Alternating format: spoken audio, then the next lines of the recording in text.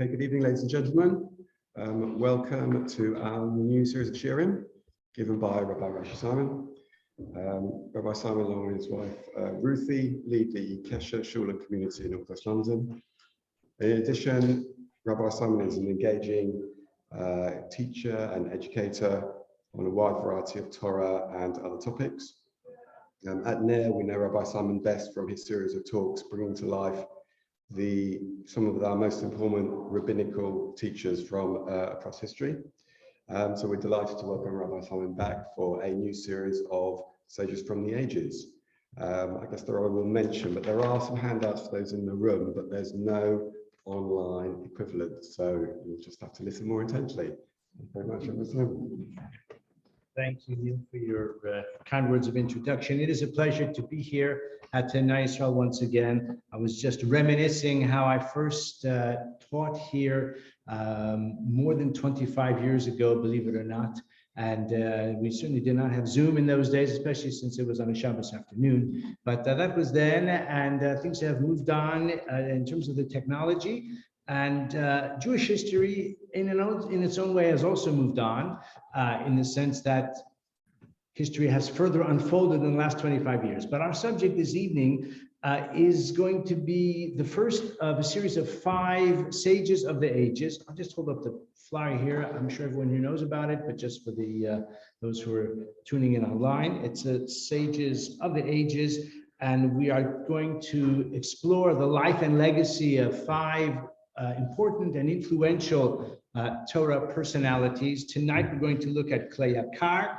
We'll learn a lot more about him in the next hour or so. Next week, Or HaChaim, Vilna Gaon, Malbim, and Rav Samson Raphael Hirsch. So those are coming attractions. And of course, everyone is very welcome. And thank you again for inviting me here tonight. So those who are in the room at least should have a copy of source material in front of you. So our subject, as we said, is known as Keli Yakar because that is the name of his most popular, most well-known book. He wrote several books. The name Keli Yakar comes from a pasuk in Mishlei, Yesh Zahav V'Rav Pininim V'Cho Keli Yakar Sifsei Das. There is gold, and there is the precious gemstones, or pininim are really pearls, but lips of wisdom are a precious vessel. Keli Yakar Sifsei Das. So his famous work is called Keli Yakar, got it right here, and he subsequently wrote another book called Sifsei Das, but never caught on quite as much. Sifsei Das being the last words of that verse. I think it's possibly a bit more of the same, and Keli Yakar is his primary legacy. So if you look right in front of in the middle of the page that you have in front of you, so you'll see that facsimile. It's a page of the famous classic Mikraos Gedolos. That is the collection of classic commentaries that appear on the on the page of the Chumash, that has become very popular and very reprinted many times. And there you can see the most, let's say, influential and most famous commentaries. And our hero for tonight, Keli Yakar, is in the lower left. Just to tell you who else you're looking at on that page. Actually, the facing page would have Rashi and some other ones, but this page that you see in front of you, you have at the top the Yonasan ben Uziel. That's the Aramaic Midrashic translation. You have Bal HaTurim is below that. To the left of that one is Rashbam, the grandson of Rashi. Then Ibn Ezra, who we spoke about actually previously here in this Ner series. You've got Ramban there to the left. To the lower right is Or HaChaim, who's going to be our subject next week. And then, as I said, our subject for tonight, Keli Yakar. So his renown, his fame, his influence owes much to the fact that the publishers chose to include him among the very elite commentaries to be printed on the page of the Chumash, which of course makes it so much more accessible, because otherwise you would have to go out and buy a separate volume. Having said that, you can see, even though it's not intended for study, what you have in front of you, but you can see the print is kind of small, and it's all that kind of ominous Rashi script, doesn't appeal to everybody. So now they have reprinted Kli Yakar in 2 volumes on a standalone volume, and I'll just pass it around. You can see it has a nice typeface and it's very accessible. For some reason, I can't even remember why. I also bought another one. Maybe one of my kids got it for a bar mitzvah and it was a castaway surplus, so it came down to me possibly. And this is even nicer, it has Nikudot as well, and it has the references, and it makes it, as I say, all the more accessible. And to make matters even more appealing, maybe to some people in this room, it has also been rendered into English. Now, I've got a feeling it's not an exhaustive English rendition, but it is available. It's published. It was translated by someone called Elihu Levine, and it's published by Targum Press. And I think that it probably is still available. So that's just by way of introduction, really, to our subject. His name is a bit confusing. I'll tell you why in a moment. There is confusion. He's normally regarded as Rabbi Shlomo Ephraim Ish Lunchitz or Mi Lunchitz, or just Lunchitz as a surname. Now, Lunchitz is a little town in Poland. According to Wikipedia, they've got about 13,000 population today. In his day, it was probably a fraction of that. It's in the vicinity of Lodz and is right in the very center of Poland. We presume he was born there because he's known as Ish Lunchitz. His father was called Aharon, and his real name, his given name, was Ephraim. And therefore, he wrote a commentary, one of his popular commentaries, although not as renowned as Kli Yakar, is called it's called Olalos Ephraim. Olalos Ephraim, like the grapes of Ephraim. And he would always write his name, sign his name Ephraim. But he writes in the intro to one of his books that in 1601, before Purim, he took ill, gravely ill, and they added a name. They added the name Shlomo. So he became known after that, because he did recover from his illness, he became known as Shlomo Ephraim. Some places I've seen it written Ephraim Shlomo, because Ephraim was really his principal name. Shlomo was just added on. So it's not completely clear if it was added on as a first name or a middle name. Often when someone is ill, they will add a name like Chaim or Yosef Chaim or something associated with life. Shlomo is a lovely name, and Shlomo means peace. I suspect that they gave him the name Shlomo because of his great Rebbe. He learned from Rav Shlomo Luria, known as Maharshal, in Lublin.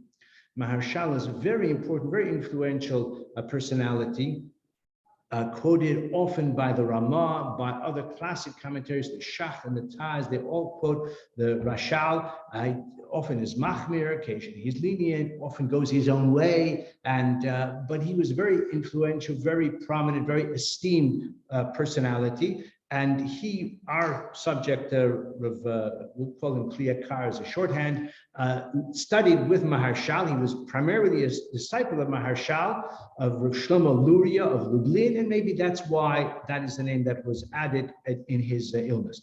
Now, looking at the upper left-hand portion of this page, where you have a little bit of biographical info. So, as I said, we presume he was born in Lunchitz in central Poland, 1550. Now, I have not been able to find any definitive evidence for when he was born, and most of the sources suggest 1550. My theory is it was just conjecture, meaning from what he writes about himself and about his age, they speculate he was born around 1550. I think it was only conjecture. Now, something interesting about the date of his death. He is buried in Prague. He died in Prague in 1619. He is actually buried only a few meters away from the superstar of the Prague cemetery, Maharal of Prague. And he's buried, no, not far away, which is not surprising because Maharal died, for those who are here in our lecture, I'm sure you remember, 1609. Maharal died in 1609, and he died only 10 years later. He was a Rav, a distinguished Rav in Prague. We'll consider shortly what role he actually had in Prague. So he's buried only a few meters away. Some of the sources indicate, such as Wikipedia, if you ever heard of Wikipedia, that he died on the 21st of April, 1619. But that is a mistake. He died on the 21st of February, 1619, and he died on the 7th of Adar. 7th of Adar Sheni. And actually, I was able to track down the source of Wikipedia error. That's neither here nor there. The exact date is not important, but I just want to say you can't believe everything you read in Wikipedia. He was, as I said, he passed away on the 7th of Adar, also the yard site, as we know, of Moshe Rabbeinu, of Adar Sheni, 69. Just another little footnote here, little parentheses. Some sources say that he died, as I've indicated, on the 21st of February. But other sources say he died on the 2nd of March.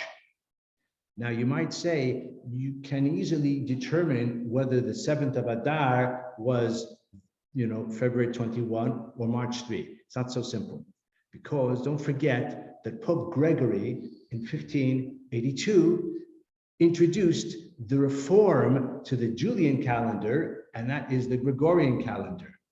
And it took a number of years, actually generations, before his addition of 10 days to the calendar took hold. So if you look it up on a computer, it will tell you the 21st of February. But actually, at the time, they hadn't bought in to the Gregorian calendar yet, and therefore it will say the 3rd of March. Or I would say that the Gregorian calendar was the 3rd of March, but they hadn't bought into it yet. So for them, it was the 21st. Okay, that's just by the by. Who was our subject for tonight? The interesting answer is that we have limited biographical information about him, and a certain proportion of what we're going to discuss tonight, which I hope we will all enjoy, are some selections from his writings, which in a way is more important than exactly when he died in Gregorian and Julian calendar, is what did he teach us? What is his legacy? What wisdom do we derive from him today? What inspiration? What so to speak, in what ways does he enrich our lives and our understanding of the Torah? And we will get to that. The biographical information about him in terms of his family, his background, his parents, even his wife or his children, all of that is shrouded in mystery. We know his father was called Aharon. It's interesting that in terms of his rabbinic career, he was a Rosh Yeshiva in Lviv or Lemberg in around the age of 50, around the year 1600 or 1601. He was the Rosh Yeshiva in Lviv. It seems that before that, he did not have a rabbinical post. So he must have been in business in some way. However, he was clearly very talented, very brilliant. His first sefer was published in 1580. Now you do the math. If he was born in 1550, he published a sefer in 1580. He was a young man. Interestingly to me, it was published in Basel. It's quite interesting. He at that time was in Yaroslav in Poland, and he published his sefer in Basel. Not every town had a printing press. Not like here, you've got a photocopy or something like that, or you can e-publishing and all of that. In those days, a printing press and a license to print books, especially Hebrew books, was a limited availability. And evidently, which is interesting to me, they had a Jewish Hebrew printing press. Actually, it was not necessarily Jewish. Some of them were run by Christians, but it was a Hebrew printing press that was licensed by the government and by the censors and everything to print Hebrew books. And he printed it in Basel in 1580. What's fascinating is that he writes in the introduction that he wrote it in Yaroslav, and he says that I did not have access to Sfarim there.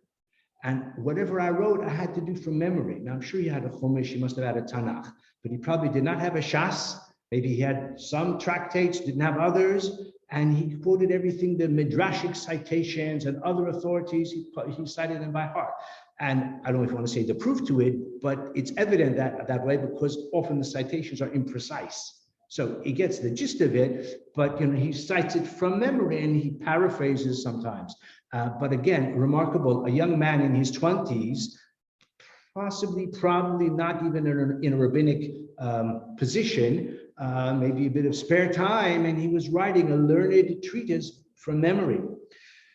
Maharshal probably recognized the talent in his young disciple. And my theory is that it was Maharshal who encouraged the Rabbanim in Vad Harba Artzos to invite young Ephraim Lunchitz to give a drasha. He was a brilliant orator. He was a captivating presence, and he spoke with verve, with passion, with conviction. He laced into his audience in the manner of the late medieval rabbis, not so much the 21st century rabbis, not myself in any case, not my style. So you're safe tonight with me. I don't know what other rabbis you have here. Maybe some of them are more, aggressive. But he was drunk, but he had always a lovely manner as well, as we shall see. So he gave some drashas when the Rabbanim and the prominent members of the community would meet in Lublin, which was the sort of center of the Vad Harba Artzos, the Council of the Four Lands. This was a kind of quasi self-governing body that the Jews of Poland and that whole region looked to for direction, for legislation, and the governmental authorities. It suited them to allow the Jews some limited form of self-government. So he would give drushes there, and he must have wowed all the rabbis, and they probably are the ones who suggested that he should take up this position as Rosh Yeshiva in Lvov. It didn't last too long, because in 1604, he was summoned to come to Prague. There's even a legend, the Maharal wrote in his will and such, which is not possible. The legend can't be true, because Maharal only died in 1609, and he came to Prague in 1604. So this legend, which I read in course of my research for tonight, has to be apocryphal, that he wrote in his will, and he's the one. Anyway, so he came to Prague in 1604. And what did he do in Prague? So he was on the Beis Din, maybe the Av Beis Din. He was the Rosh Yeshiva as well. And he had that role, interestingly, only for about 3 years. I'm talking about the Beis Din. He was accompanied on the Prague Beis Din by outstanding Torah personalities. Prague was an important city. It was a wealthy city. It was an imperial city. And Maharal, we'll get to Maharal in just one moment again, but there were many great rabbis there. The Noda Yehuda would be there later on, but he was signed on the Beis Din. We have evidence that he sat together with Rav Yeshaya Halevi Horovitz, who is famous as writing a sefer called Shnei Luchot Habrit, known as Shla. Shnei Luchot Habrit. It's a very influential, it's kind of Kabbalah light, and very influential, quoted by the halachic authorities, by the Kabbalistic authorities. Hasidim love him. Everybody is taken with the Shla. And he lived in Prague for a number of years. He was on the Beis Din together with Rabbi Ephraim Lunchitz, our subject for tonight. But he only was on the Beis Din for about 3 years. By the way, we find that the two of them both wrote haskamas, they wrote approbations to Yam Shel Shlomo and Bava Kama. Now, I may not impress you very much by saying that. Yam Shel Shlomo is one of the great works written by Maharshal. And he wrote Yam Shel Shlomo, Akamarcha, and Bava Kama. And these two, who were both Talmidim of Maharshal, they wrote approbations to the book. Now, when you first hear that, you think, what's going on? The Rebbe should write a haskama for the Talmud. When the Talmud writes a sefer, so his Rebbe says he's a wonderful scholar, and I've known him for many years, and the student who publishes the sefer is delighted to have haskama from the Gadol Hador. It doesn't normally go the back way around, with the Talmidim are giving haskama to the sefer of the Rebbe. The answer is that in those days, a haskama was not so much to say that this is a wonderful book, it's worth buying, but it was a kind of commercial matter to say that the publisher has the right to publish this book, and no one else has the right to publish it for a certain number of years in order to not undermine the viability of his business. The expenses in publishing a book in those days were vast, and they were instances, some notorious instances where someone published a sefer, and then a year later or a few months later, the same sefer will be published by someone else, and it would undermine the viability of it. So the haskamas in those days was often, it was kind of almost taking out a copyright to say that this person has the right to publish this and no one else can publish it for 10 years or for 20 years or something like that. In any case, as these two great rabbis, renowned rabbis in Prague, which was a prominent city, a wealthy city of scholars, so these rabbanim, when they wrote the Haskama, so it strengthened the position of the publisher of the Am Shlomo. Anyway, that's how we know that they were colleagues together. Also, when he was in Prague, during the latter years of his life, he had many Talmidim, of whom two of the famous ones are the Tosfos Yom Tov. Tosfos Yom Tov, who is famous for what? Who can tell me? The Perush on the Mishnah. The Tosfos Yom Tov, Rabbi Yom Tov Lipman Halevi Heller. And he was a Talmud of the Maharal and also a Talmud of Kli Yakar. And he wrote a very important Perush on Mishnayos, all Mishnayos. Tosfos Yom Tov, any bar mitzvah boy who's a proper bar mitzvah boy would get a set of Mishnayos for his bar mitzvah with Tosfos Yom Tov and others. So his other famous Talmud was the son of the Shlah. So I said they were contemporaries, they were colleagues, and he had a son, the Shlah had a son called Sheftel or Shabtai Horovitz, who wrote a number of Svarim, Vavi Hamudim, and other Svarim, and Kli Yakar was the Rebbe of this son of the Shlah. So he was moving in the top echelon of Prague rabbinic personalities. But what about the big superstar of Prague? So it's been speculated, not everyone remembers that Maharal, although we always associated him with Prague, and he was born in Prague, and of course he is buried in Prague. But actually, he was a rabbi in Posen for many years, and he went back and forth from Posen to Prague at least once or twice. So towards the end of his life, he actually left Prague for a long time, not just for a few months, I think for years, maybe 10 or, we don't know exactly how long, 10 or 20 years, quite a long time. He left Prague and he went to Posen. But at the end of his life, he came from Posen back to Prague. It could be that the Maharal came back in 1607. So Kli Yakar was the Av based in for 3 years, but then when the older, renowned Maharal comes back to Prague, he stepped down out of deference or pushed aside or whatever it might be. But he was not lacking for work because he still had the yeshiva to keep him busy. And they said to him, I mean, I'm kind of dramatizing or simplifying it, you need to be a darshan. You need to be a preacher. That is your, greatest talent. And he would darshan on Shabbos, probably other times as well, but especially on Shabbos and Yom Tov in Prague.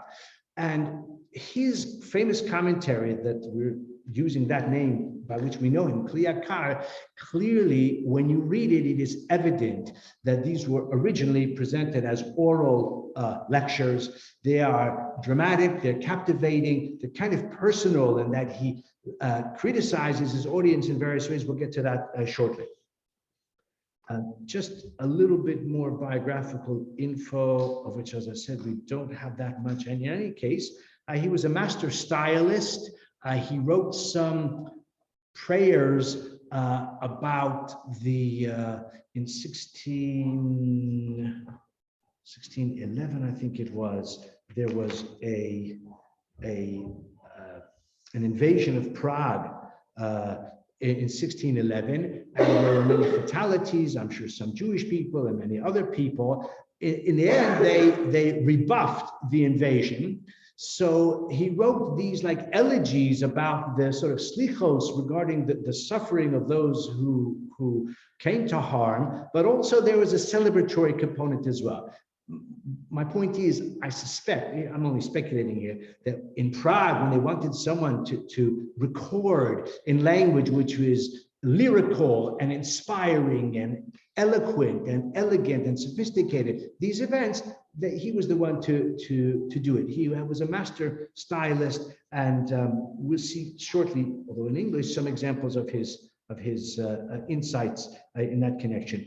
Just to go through the rest of the short paragraph that you have in front of you, famous Talmudist, author of Yam Shel Shlomo, was his Rebbe, the Marshal. After leading the yeshiva in Lvov, he was appointed rabbi in Prague, spellbinding orator. He inspired his listeners with fiery sermons, which were published. His most important work is Kli Yakar. Now, this Ololos Ephraim that he wrote, and some of his other Sforim, are in a similar style, but they tend to be longer, like sermons, extended sermons, essays. And if a person wants to study an essay, great, more power to him, but you need a bit of effort to do that. You need to sit down with a bit of time and a bit of determination. If you have something like Kli Yakar, which is published on the Chumash, his comments are shorter, a paragraph, 2, 3, 4 paragraphs, maybe a page or two max. Usually shorter than that. And my theory is that he's best known by this commentary, Kli Yakar, because it's written in more bite-sized pieces. It's not like Rashi, who writes, half a sentence, he's a master of brevity.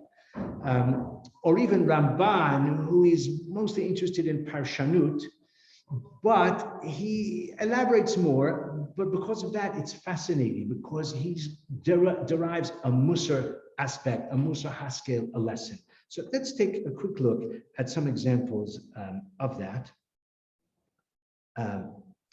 And that's what the page that you have in front of you. So here's some selections from his commentary. In Bereshis, by the sweat of your brow will you eat bread until you will return to the ground, for it was from the ground that you were taken. You are dust, and to dust you shall return. Bezeyas apecha tochal lechem, with the sweat of your brow. So clearly, this is a kind of, to put it simply, a curse. Adam is cursed with mortality, and whereas living in Gan Eden, initially he did not have to exert or labor for his daily bread, that is all going to change. So look at what Kli Yakar says about it. By the sweat of your brow, this passage supports the opinion of the physicians, who say that before sitting down to eat, you should do some physical work to raise your temperature, since that promotes the digestive process. Bit of exercise. This is in line with the verse, when you eat the labor of your hands, you are praiseworthy and as well with you. Yagia kapecha kitochal. When you exert yourself and you produce the labor of your hands and you eat, ashrecha v'tovlach, then it will go well with you. Then he says, we have another pasuk, be'etzev tildi banim, in anguish shall you eat from it all the days of your life. I'm sorry, not tildi banim is the anguish of childbirth. It says, in anguish shall you eat from it, be'itzavon tochlena kol yemei chayecha. So he says, and here's a bit of Musar, I was going to say for all of us, I'll say for myself at least. He says, with anguish, he says, it denotes toil. The phrase, all the days of your life, indicates that you should eat only as much as you need to sustain life and not indulge in excessive eating. Tochal kol yemei chayecha, meaning you should eat so that you have length of days. You should eat so that you'll be healthy, but don't indulge. He wasn't talking here about, people who are, how can I put it, Weight Watchers. It wasn't about that. He was talking about people who indulge in expensive food, lavish food, rich food, costly food, who are sort of a conspicuous consumption, people who flaunt their wealth. He was very down, naturally, I say, because this is the manner of rabbis, on wealthy balabatim who neglect the Torah, who think because they're so prosperous that they can rule the roost and they can tell everybody what to do. I just a few sentences from one of the sources that kind of summarize or exemplifies his style. His sermons shed much light on the religious and communal life of the Polish Jewish community of his time. He railed against the wealthy members of the congregation whose passion for money and luxury caused them to withhold assistance from their needy brethren, and he criticized their pretensions to spiritual and religious status on the basis of their commercial success. That's why I say he laced into his listeners. He said that wealth corrupts and destroys the character of men when they do not appreciate its purpose. At the same time, he complained about the poor who wish to enjoy the charity of the rich without making any effort to provide for their needs. So he was not so much in favor of the welfare state either. He uses the expression a few times I saw in his commentary, ha'ivrim asher b'machane ha'ivrim. The blind who are in the camp of the Hebrews. Of course, it's a pun. And he's saying the people who are fixated, the poor person who's fixated on the charity that others owe him, and he's not motivated to endeavor himself. And if you offer him work, he says, nah, it's too difficult at work. I'm looking for something else. And in the meantime, he's living on benefits. Has a very contemporary ring to it. I don't want to get political before the elections, but this is very interesting how he criticizes the rich plenty, but he's got some words of rebuke for the mendicants, for the beneficiaries of the largesse of the wealthy as well. He also criticizes the pilpul method, which maybe is partly to show off a person's, Talmudic erudition and his intellectual brilliance, but it doesn't contribute to the clarity of the understanding of the text, doesn't contribute to really understanding the genuine intent of the Mishnah or the Talmud or the Torah itself. So he kind of is into the practical. Does it make you a better person, a more sensitive person, a more caring person, a more honest person, a more God-fearing person? And those are the values and those are the qualities which he seeks to promote in his listeners or in his readers. I saw in one of the sources that I used for our preparation tonight, although this is actually the same source that has this legend, which I told you is completely mythological, but he quotes here a little excerpt from one of his Svarim. The Talmud says, why is it that we find that some learned people, their children are not learned, their children are amaratzim? Why is it that we find? So the Gemara says, Shelo birchu b'Torah tchila, because they didn't make a bracha on the Torah first. So the simple understanding is they didn't appreciate the Torah enough, and therefore they didn't transmit it to the next generation. But the literal meaning, they didn't make a blessing on the Torah first, is very difficult to understand. Everyone who sits down to learn Torah, or even when we first wake up in the morning, we say Birchas HaTorah. By the way, it's a mitzvah for women as well as men to say the blessings of the Torah. I'm not just saying when a person is called to the Torah. The blessings of the Torah, we say every morning. It's the first pages of your Siddur. It's actually a mitzvah min HaTorah for women as well as men. So what does the Gemara mean when it says, Shelo birchu b'Torah tchila? They didn't make a bracha on the Torah before they studied. Has a beautiful drash. He says that a person who loves Torah, he values Torah. Torah for him is the most precious aspect of his life, the most precious gift, and he wants to transmit it to his children. So he blesses his son that you should love Torah, you should be a Torah scholar, you should toil in Torah, and you should have success in your learning. Of course, like we say, the Mishnah says, in ein kemach, ein Torah. If there's no flour, then there's no Torah. You need parnasa as well. So he'll also give his son a bracha. You should have parnasa, you should be prosperous, you should be successful, you should have ample financial resources.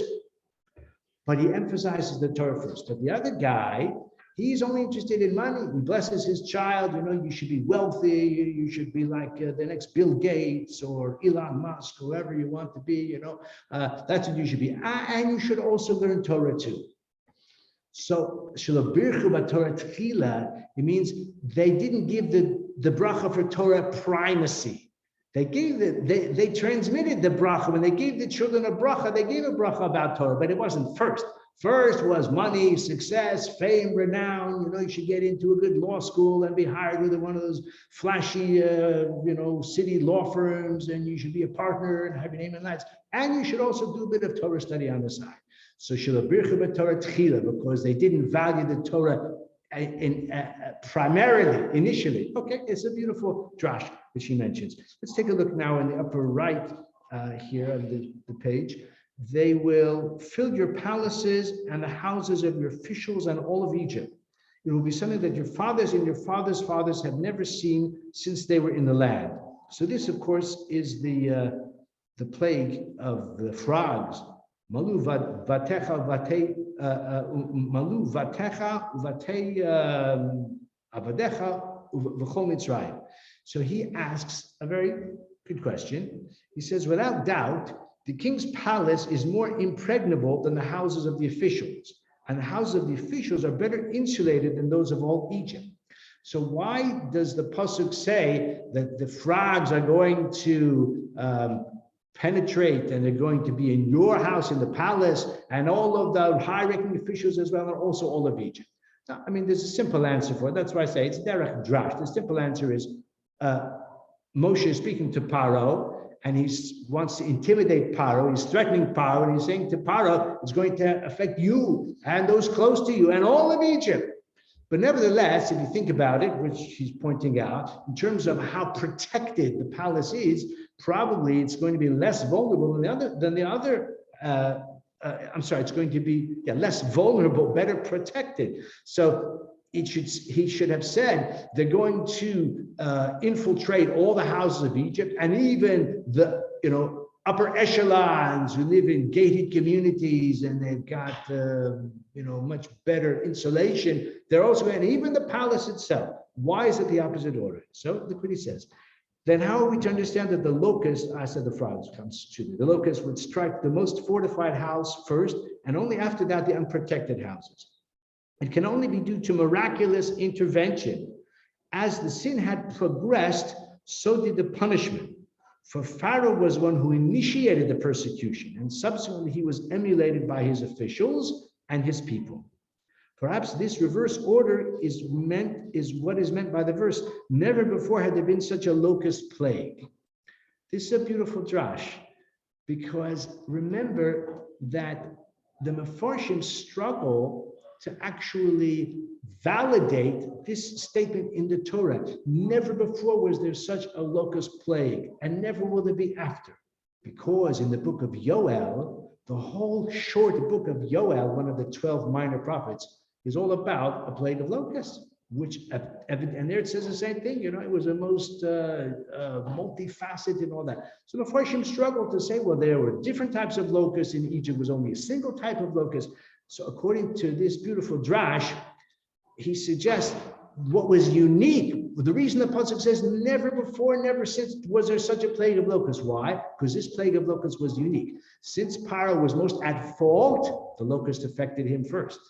The officials were next in line in their guilt, in their complicity, so they were affected next. The rest, the rank and file of the Egyptians, their complicity was at a lower level, so they were affected last.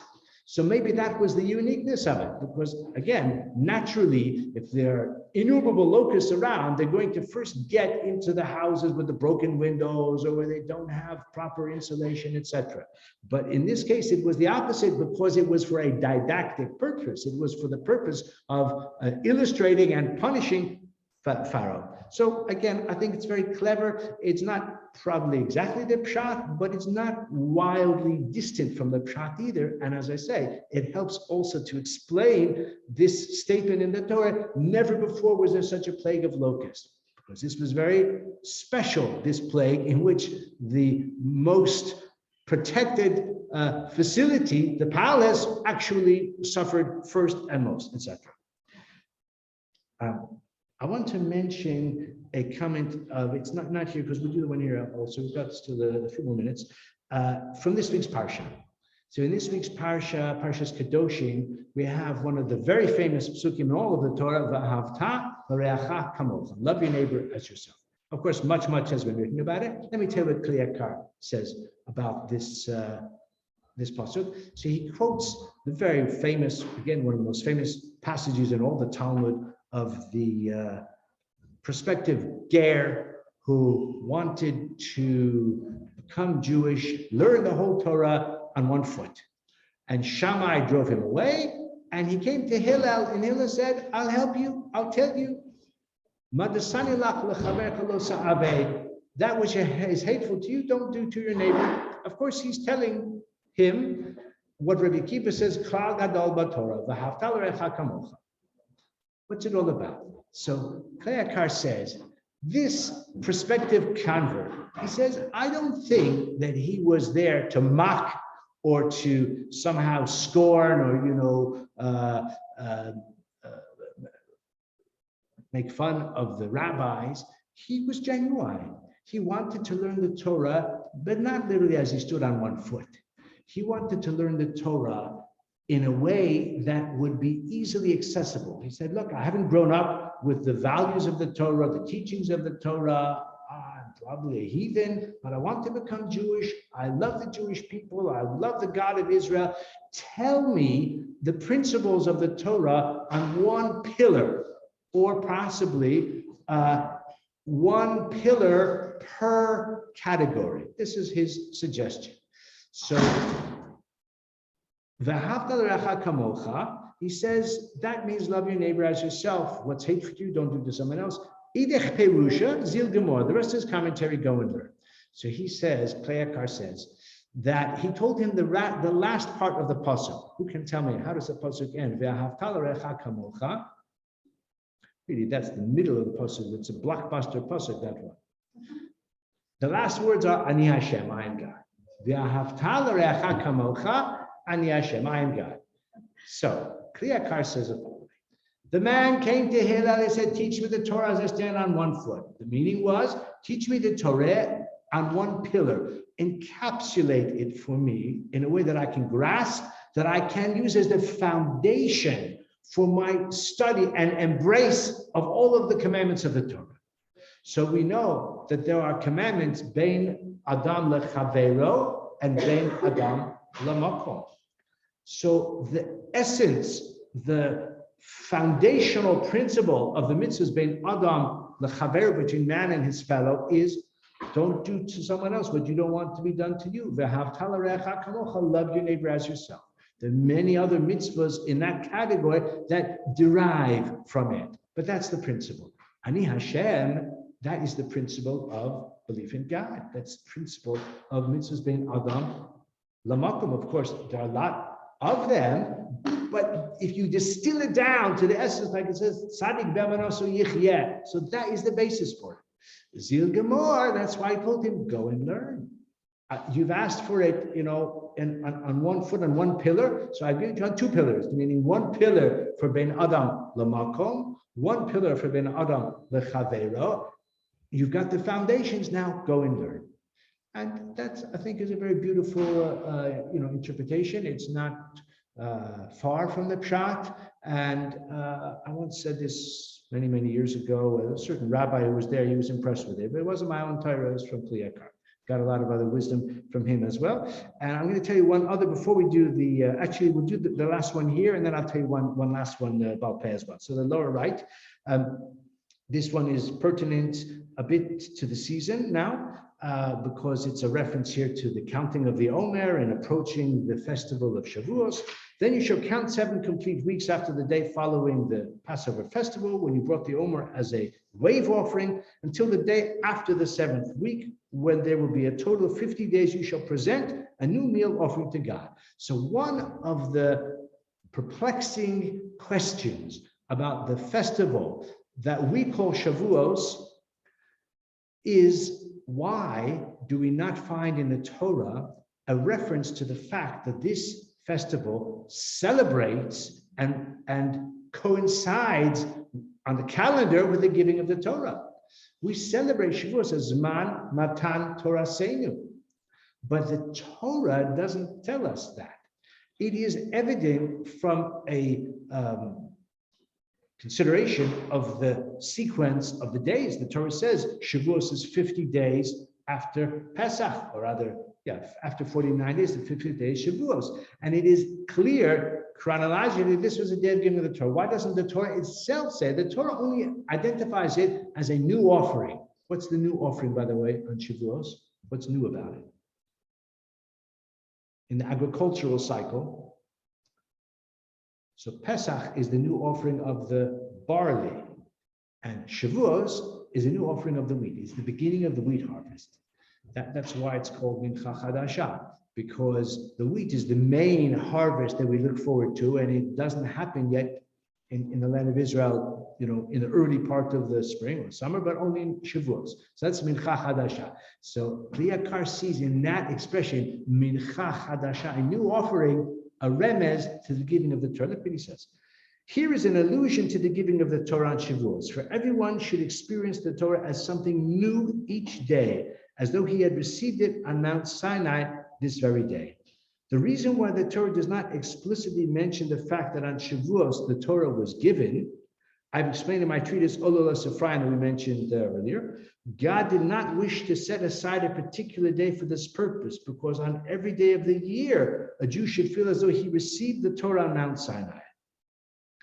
If the Torah emphasized that Shavuos is the day when we celebrate receiving the Torah, so you know what could happen? We could learn Torah on Shavuos once a year. So, of course, we do learn Torah on Shavuos, we may stay up all night learning, but the Torah itself was cautious about associating Shavuos with the time to celebrate receiving the Torah. On Pesach, we eat matzah for 7 days, or 8 days in Chutzatz. We eat matzah the rest of the year if we feel like it, but most of us don't feel like it that much. I mean, maybe from time to time. Sukkahs, we dwell in a sukkah during those days. We don't dwell in Sukkot other days of the year. So to speak, Hashem didn't want Shavuos to be that way as well. We learn Torah on Shavuos, but we don't get too much involved in it the rest of the year. This is his suggestion. But he goes further. He says that's why it's called Mincha Chadasha, the novelty, the enthusiasm, the excitement, the sense that this is something which is, exciting. That is the essence of our relationship with the Torah. Mincha Chadasha, the novelty. Just as a baby always finds new taste in his mother's milk, so does everyone who contemplates the Torah find new insights each day. Although he doesn't say it here, but this also is a remez to why we eat dairy foods on Shavuos, because milk is the food of an infant. And we could say Matan Torah is the infancy of the Jewish people, but there's something further here as well, which is what he's alluding to, that an infant never tires of its mother's milk.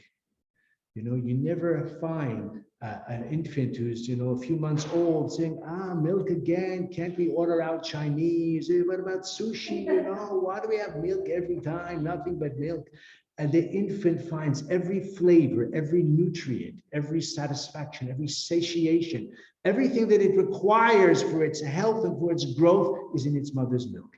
So this is why, he doesn't say it here, but he's alluding to it, that just as a baby always finds new taste in its mother's milk, so does everyone who contemplates the Torah find new insights each day. It doesn't get old and just, repetitive and boring. Someone who studies the Torah, who delves into it, who exerts himself or herself to find new relevance and new applicability to my life and my circumstances will find it every time.